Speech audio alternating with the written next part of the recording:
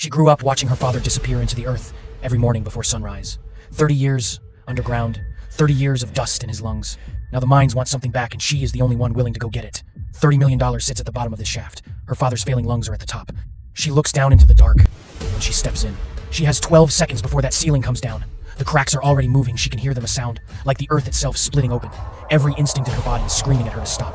But stopping means going home empty-handed. Stopping means her father doesn't get the surgery. She doesn't stop. She runs, and the mountain comes down right behind her.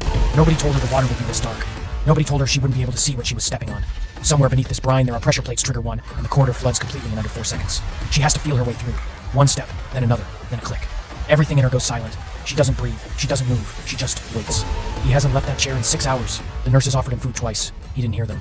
His whole world right now is that 4-inch screen in his hands, that tiny, flickering image of someone who loves him enough to walk into a collapsing mine. He prays the way men pray when they've run out of everything else quietly, desperately, with nothing left to bargain with but hope. The ladder was never meant to hold this long. She could feel it in her hands, the way the rungs shudder differently now, the way the bolts groan instead of hold. One just gave way beneath her. She heard it go.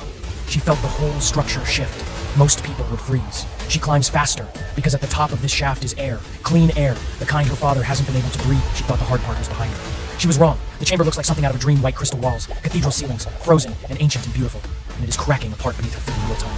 The floor is giving way, the brine is coming up, and the only way out is across a surface that is actively disappearing. She runs, because standing still was never an option. This is the moment everything either means something or it doesn't. The tunnel is gone, the ceiling is gone. 30 meters of Soviet salt mine is collapsing into itself behind her, and she is inside it. She cannot think. She cannot calculate. She can only move hands, tearing lungs, burning eyes, locked on that single sliver of light above her, and then her hand breaks through, into air, into light, into $30 million in her father's next breath. He sees her hand come through. He sees her pull herself out. And something in him, something that has been locked tight for 3 years of hospital rooms and oxygen tanks and quiet, dignified suffering finally breaks open. Not in grief, not this time. In relief, so enormous. It has no name. He doesn't say anything. He doesn't need to. Every tear on his face says the same thing. She made it. She made it. And he is going to breathe again.